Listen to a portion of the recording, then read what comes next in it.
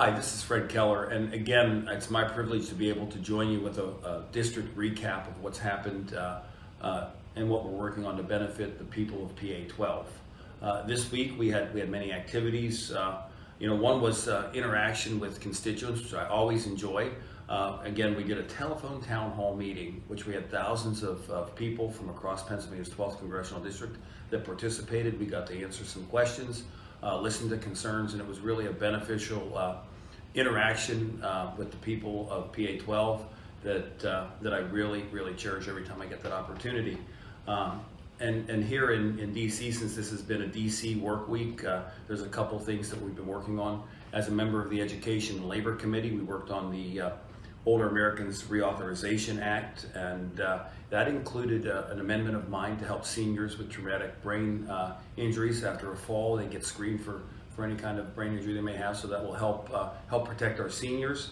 And then we can also talk about the committee work on ed and labor, and that dealt with the higher education markup. The Democrats are calling it the College Affordability Act. Quite frankly, you can name these things whatever you would like. It doesn't necessarily mean that that's what the bill's going to accomplish. In this particular markup, which is where the amendments are made to the original bill, so that we can, in all events, try and make it better or what we can do. But in our attempts to do that, as members of the committee, we faced some resistance from the majority party. There was a part in it that would have allowed student loan forgiveness, or we wanted to ban student loan forgiveness for lobbyists. I don't think we should be forgiving loans for people that come to government and lobby on behalf of organizations. While in rural America, we have nurses and doctors and people that go to school for high priority occupations that don't get student loan forgiveness. So I think they're a matter of fairness, but we weren't able to get that provision included in the bill. Another thing that we look at with that is when you're looking at student loan forgiveness, we wanted to eliminate student loan forgiveness from people who have committed crimes against children, whether that be any kind of sexual assault or human trafficking. So again, we were able to get that into the bill to make sure that people who behaved badly were not a benefit of student loan forgiveness. And another thing that I would think that my constituents would appreciate, and I think all Americans would, as they're looking to make college more affordable, there's a provision that would have prevented people in our country here that are not citizens to get in-state tuition rates. We wanted to ban that practice of states allowing in-state tuition rates for students that are not American citizens. Currently, if you're a Pennsylvania resident, you want to go to college in Texas, you wouldn't get the Texas in-state tuition rate. Yet, if you're a citizen of a foreign nation, they don't want to eliminate you being able to get in-state tuition rates for that. And again, that doesn't help make college more affordable for American students. It makes college actually more expensive because there are students from other nations that are coming in, getting an educational benefit that then other students are having to pay for. So there's some problems I had with that bill, and that just sort of outlines a few of those. And then, of course, the thing that's been overshadowing everything here in Washington, D.C. is the Impeachment Resolution H.R. 660 that Speaker Pelosi brought forth just this morning in the House.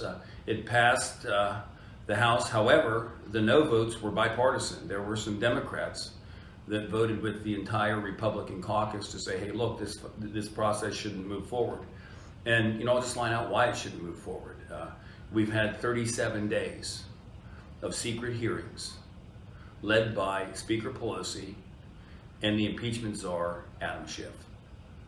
They've had these hearings, and then in a moment of trying to make the process seem legitimate, Speaker Pelosi puts forward a resolution, but still the resolution lets the decision up to one person, and that is Chairman Schiff.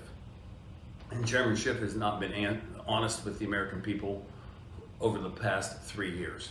For 2 years, we heard him talking about evidence he had that President Trump colluded with the Russians. He had evidence beyond a reasonable doubt. He has never produced that. He also mentioned in a meeting where they announced the impeachment inquiry that was the edict by Speaker Pelosi, that he read a transcript of what he thought the telephone call was. And when the actual transcript got to his hands, it was something totally different. And this process doesn't do anything to bring more light. You can't unring that bell of secrecy that's already been rung by the Speaker and Chairman Schiff.